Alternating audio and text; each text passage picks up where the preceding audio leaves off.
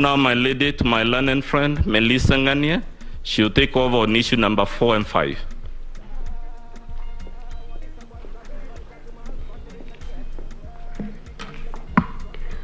Thank you, Honorable the Chief Justice, the judges of the Supreme Court.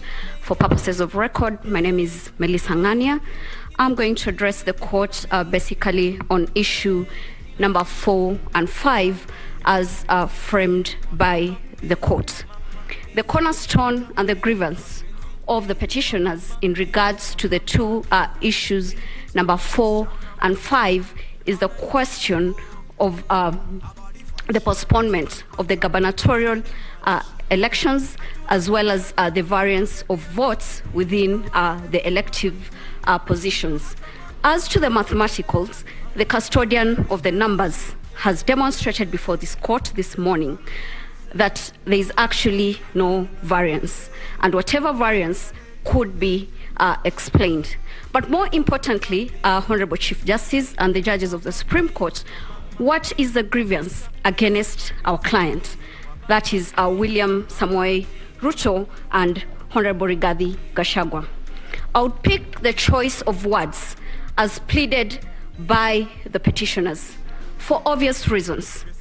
This is an election petition, a presidential election petition that has the crust of proving its standard to the required laid down principles in law.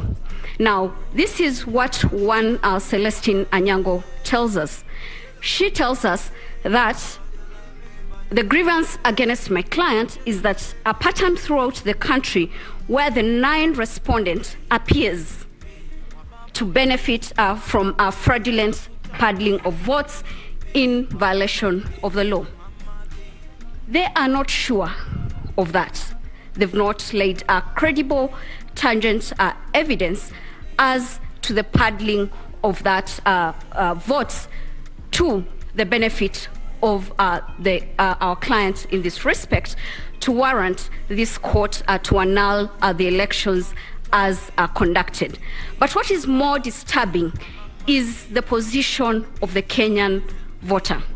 As laid down by my senior counsel, Fred Ngatia, that is to be found under Article 38 of the Constitution. But more importantly, we have a history as a country. We are a country that has been privileged to legislate on each and every issue that has been litigated before these courts. We are a country that even legislates on the time between which a president should be sworn in office, for obvious reasons, because of the history that has culminated around our electoral law jurisprudence.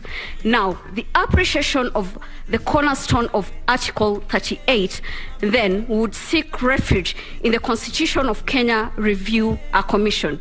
This court, in the famous BBI case, categorically stated the history behind our constitutional making process.